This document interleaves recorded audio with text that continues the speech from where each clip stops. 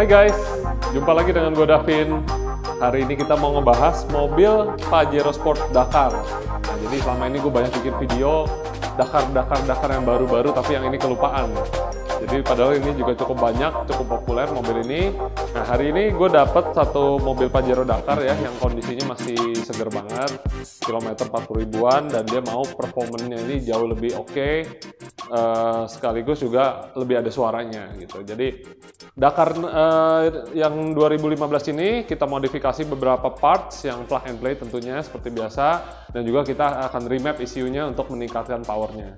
Nah, jadi yang pertama itu kita ada ganti filter udaranya di sini pakai si motor replacement filter untuk menggantikan filter udaranya yang kertas sehingga aliran udara masuknya lebih lancar. Lalu berikutnya kita ada juga penggantian dari downpipe, overpipe, dan dia punya front pipe. Jadi dari downpipe sampai ke sebelum bagian center pipe ya, itu kita ganti, dan juga kita bungkus downpipe-nya dengan DEI exhaust wrap dengan tujuan biar panasnya ini tidak menyebar ke ruang mesin dan tidak merusak jalur-jalur seperti karet booster rem dan juga panel-panel plastik lainnya ya. Karena kalau panas itu sampai berapa ratus derajat itu bisa ngebakar atau melelehkan komponen-komponen yang ada di sekitarnya. Nah, terus kita juga ada penggantian dari tengah ke belakangnya itu menggunakan HKS. Jadi bisa dilihat ini adalah knalpot HKS legal yang ujungnya ini kayak titanium finishing gitu, dan juga suaranya gokil banget. Ntar kalian bisa dengar suaranya ketika lagi poweran di dyno. Nah, dan juga di dalam interior cabinnya sendiri kita tambahkan throttle controller dari pivot dengan tujuan untuk bisa menyetel respon gas sehingga mobilnya juga nggak jadi selalu harus gaspol terus, tapi juga bisa dipakai untuk irit-iritan. Nah, langsung aja guys, sekarang kita akan tuning mobil ini. Hasilnya gimana kita akan bahas setelahnya.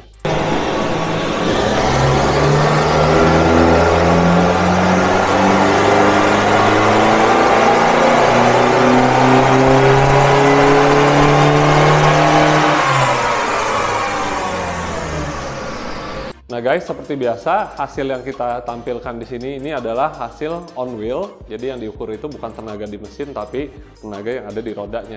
Karena yang diukur sama mesin dyno itu adalah yang nyampe di roda. Nah di sini customer menggunakan pelek ukuran agak besar, dan juga bannya ini menggunakan ban AT sehingga bikin sedikit loss bacaan power. Tapi nanti nggak ada masalah, kita bisa kalkulasi dengan kalkulator kita untuk ngitung kurang lebih di mesinnya berapa. Nah, tapi berikut adalah hasil on wheel yang telah diukur. Yang warna kuning ini adalah power on wheelnya 124,8 wheel horsepower. Nggak heran kalau misalnya dirasa tarikannya berat segala macam, karena dia udah memperbesar velg dan juga ganti ban seperti ini. 128 wheel itu jauh dibandingkan standarnya itu kan di mesinnya 180 HP ya. Jadi lossnya cukup banyak. Selain dari transmisi, dia punya differential dan juga velg. Nah, tapi setelah kita tuning, kenaikannya signifikan banget dari yang 125 nih ya, kita bilang 125, sekarang kita mencapai power sampai 163. Jadi itu naiknya sampai 35% ya, hampir 40%. Jadi kenaikan 40% di roda, tentunya di mesinnya akan lebih besar. Dan di sini juga bisa dilihat nih di RPM 2000-an, di sini naiknya juga gede banget nih, dari 90 ke 141, itu artinya naik 51 wheel horsepower. Jadi bahkan lebih besar lagi di RPM rendah. Nah, torsinya juga bisa dilihat guys, naiknya banyak banget. Dari yang standarnya di sini 281,3, sekarang kita mencapai 454 Nm di RPM 2100. Jadi naiknya 170-an on wheel. Tetap ini rasanya pasti udah kayak ditabok begitu boostnya masuk. Bener-bener langsung berasa itu hampir 2 kali lipat ya naikannya ya. Dan sampai RPM atas juga naik linear. Di sini kita bisa lihat juga. Jadi on engine-nya powernya ini tadi yang on wheel itu kita kalikan 1,5. Kenapa dikali 1,5? Karena dia pakai ban dan velg ini yang lebih besar dan lebih kasar bannya. Kalau yang biasanya pakai velg standar kita kalikan 1,45. Tapi itu bebas. Sebenarnya yang ini kan hanya estimasi aja ya, kurang lebih yang diukur adalah sekali lagi di roda bukan di mesin. Nah, jadi yang di mesinnya ini kurang lebih tadi 187 HP karena dia udah ada penggantian knalpot, filter. Sekarang kita mencapai 244 horsepower on engine. Wow. Jadi naiknya itu sampai 60 horsepower ya. 60 horsepower itu artinya naik 30% daripada standarnya, dan di sini yang tadi gue udah bilang di RPM bawahnya ini naiknya bahkan lebih gede lagi. Di sini naiknya sampai 70 horsepower, 70 horsepoweran.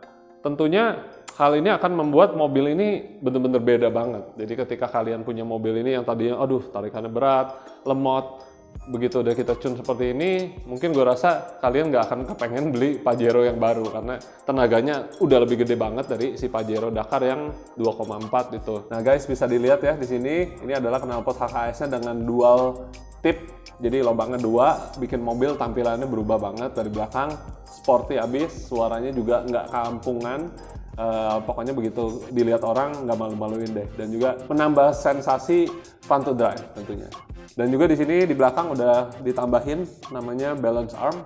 Ini ngebantu ketika mobil geser kanan kiri gitu, sehingga dia lebih stabil ya. Jadi dia menambah kestabilan berkendara, jadi lebih pede waktu kita high speed cornering. Nah guys, kurang lebih kayak gitu.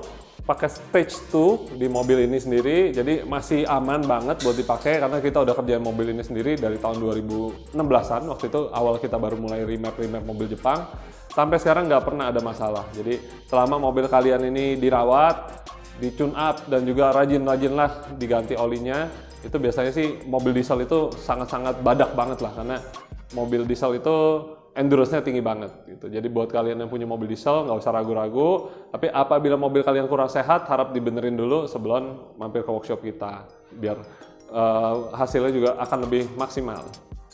Oke guys, kalau kalian punya Pajero, mau mobil Pajero diesel, Pajero yang bensin pun beberapa ada yang kita udah bisa tuning juga. Langsung aja guys, bawa mampir ke workshop kita, nanti kita bisa konsultasi dulu mengenai kebutuhan dan juga kalian punya goals itu apa gitu, sehingga hasilnya bisa sesuai dengan kebutuhan dan juga budget kalian.